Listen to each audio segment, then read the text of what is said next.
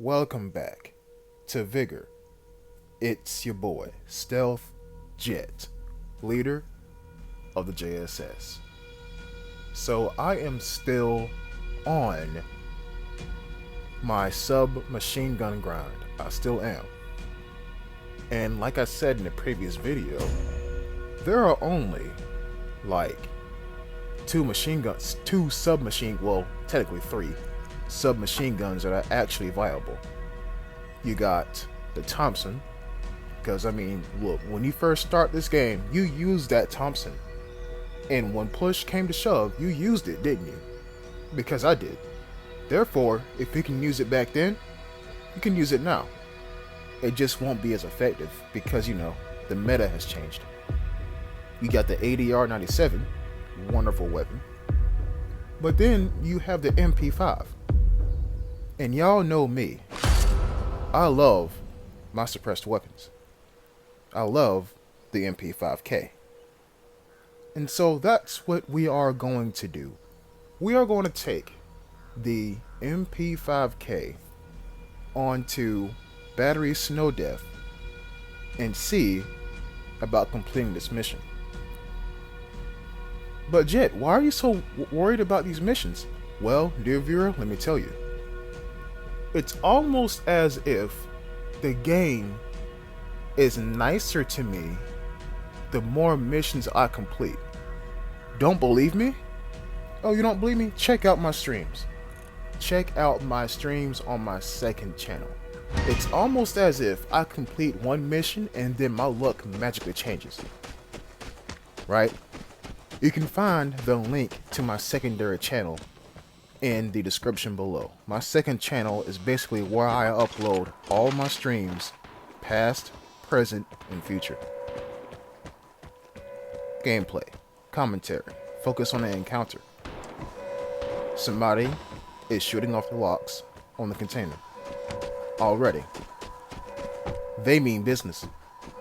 They want to get what's inside that container, and they want to get it now. Well, that just means that as somebody lets off fireworks, that just means that, well, the container is no longer a magnet for players. Instead, what's left? The bar house? Okay, let's do this. And so I'm looting this house, and I don't find anything. But then a weapon goes off nearby. Okay, noted. Comm station.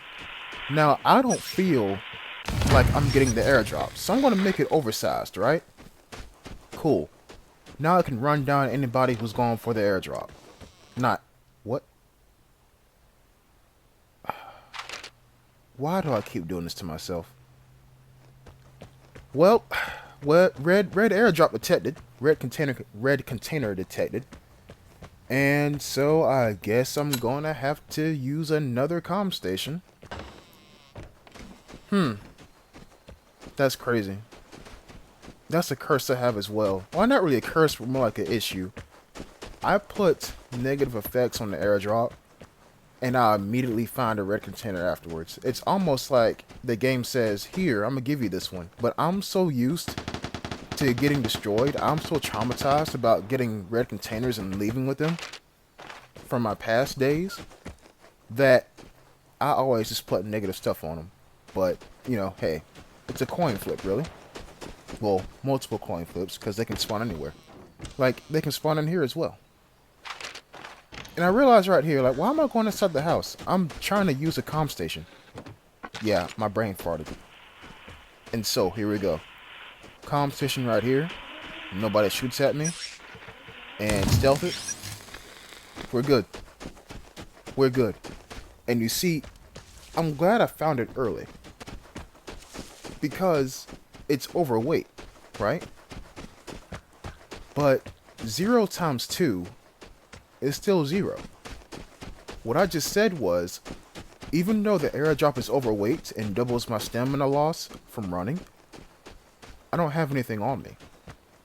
So technically speaking, I'm still as fast as I was before I got the airdrop. But we gotta make it back over here. And hopefully there's not some wandering soul who has the plan of, hey, let me check this town and see if there's anybody here. But luckily for me, nobody's here. And so I get the container. And now, we are good. It is silenced. Well, it is stealth. I am silenced. Because I'm not running. And we are fine. We are fine indeed. Now, objective 3 is still to loot. The same objective as the first one. It's just different now because I got a lot riding on me. And yes, I'm going to stay in this encounter. Because I do have a lot of common crates. Like, a lot of common crates. And I plan to, open them all on double XP weekend. I don't know when that's going to be. But then I get pinged. Transmitter, activate. And now we're out of here. Now, why would I get pinged? Good question. I don't know why I would get pinged. But there are a couple of situations where a PSD would be used. A PSD would be used after you just got finished killing somebody, or you're making your way to the detector and you want to make sure nobody's camping it. Two perfectly viable options. But here's the thing. On this map, there is one truck that always has a PSD in it. You can bring out 2 PSDs, a max of 2. But once you get in that truck and nobody loots it, then you have 3. And I only bought 1 transmitter. So, I'm erring on the side of caution that the guy who pinged me is more than likely going to be on this side of the map. When I say this side of the map, I mean westward on. The map is pretty much split in 2, and the gun batteries split it down the middle. I think he's on the left side of the gun batteries. But then a grenade goes off. The trap has worked. That was definitely a grenade. But then fireworks too. So, but they're over. No, they're in the same direction. I don't know what's going on, but I'm going to use the confusion to my advantage. Now I'm going to decoy the airdrop, because even though I got one on me, I don't care what happens to the airdrop that fell down. But I approach the barred house. You see, whenever I'm playing this game, I don't know when I'm approaching stuff, honestly, because I'm more focused on players and surviving rather than running into important areas. And you see right here, like, I'm trying to bait out any kind of shots by not standing still and opening a door and running right in. So now I'm in. Close window behind me.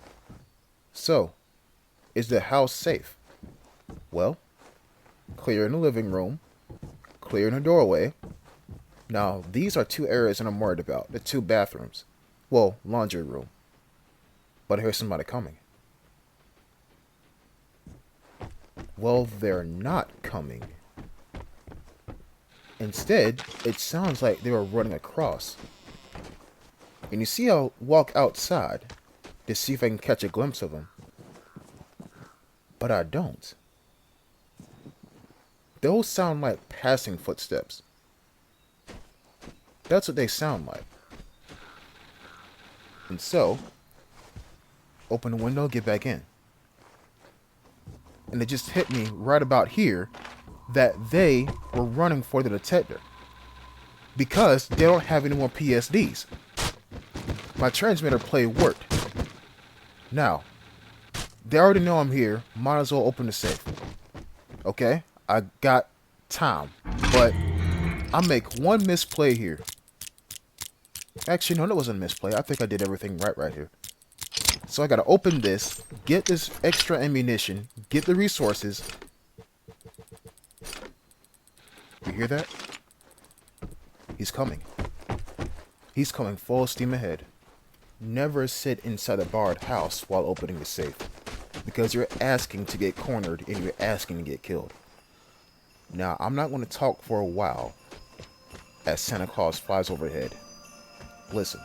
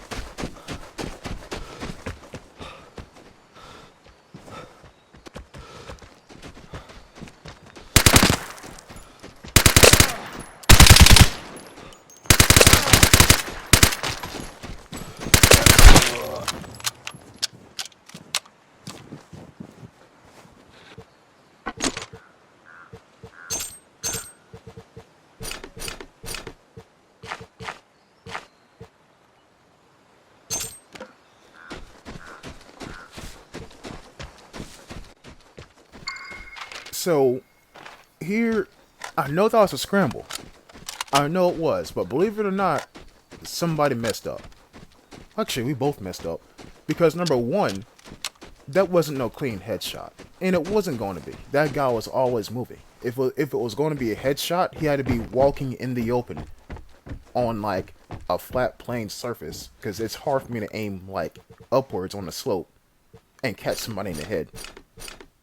By the way, this safe wasn't even worth it. Like, what? Anyways, so there's that, right? I screwed up the ambush because there was too much cover for him to, like, you know, be out in the open for very long. Now, as the gunfight went on, he chased me out in the open, which is what I wanted him to do. Once he got out in the open, he had no cover. And that's ideal for whenever you want to kill somebody. You want to make sure that they're not in any kind of cover, or no cover is nearby. Visual or soft or hard cover. Now, when he got close to me and started spraying his SVU, that's when I knew I had the advantage in terms of guns. Because, check this out. The SVU, while dangerous, shares the same problem as a VSS. Small clip capacity. I'm going to talk about comparing the VSS and the SVU in probably another video coming up. But there's a reason why people use the SVU over the VSS. And so stay tuned and I'll tell you why that is, in my opinion. But here's the thing. When you're reloading, you can't run. When you're reloading and you're prone, you can't move. So whenever he pretty much fired off all but like 3 bullets, it was tough. Either I had to try to tank those 3 bullets or make him miss those 3 bullets. But he kept getting closer to me. And yes, that works in the SVU's favor. It works a lot in SVU's favor because the MP5 does not have damage at all. What it has is accuracy. So, he was walking. And here's the key in this game. If you want to kill somebody and they're moving, you got to aim ahead of them. The trick is, how far do you aim ahead of them? The closer he got, the less lead I had to give. Because bullets travel in this game. It's no such thing as insta-bullet. I mean, unless you're using an M82 or M76. There's no such thing as an insta-bullet. There is no such thing as an insta-bullet. If you don't know what an insta-bullet is, it's basically when you fire, the bullet instantly hits where you're going. So you're pretty much firing a railgun. Especially the one from Battlefield 4. But my point is this. I had the advantage in terms of clip capacity, but he had the advantage in terms of raw damage output. So what I had to do was draw him close to me and make him waste probably about 75, if not 80% of his clip. And when he reloaded, that's when I had to kill him.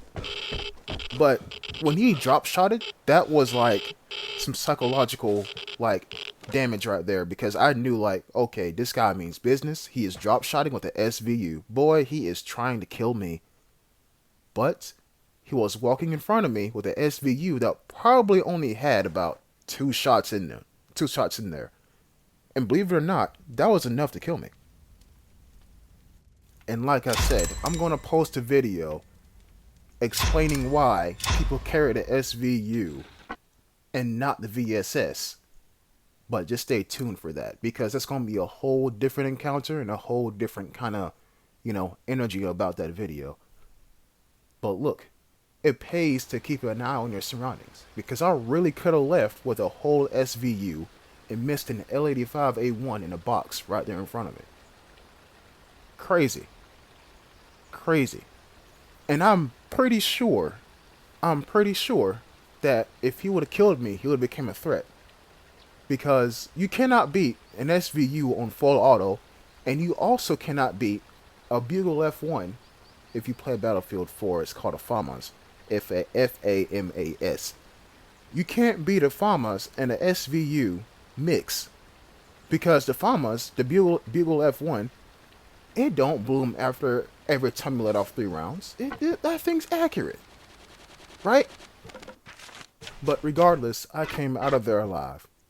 Killed somebody with the SVU. Realized there's a box right there. Check it. L85A1. Nobody else in the lobby. Came home. Now I'm not going to say that every encounter I do this, I come out alive. Because look, 8 out of 10 times I don't. But this one was special. I hope to see y'all in the next episode. Until next time, peace.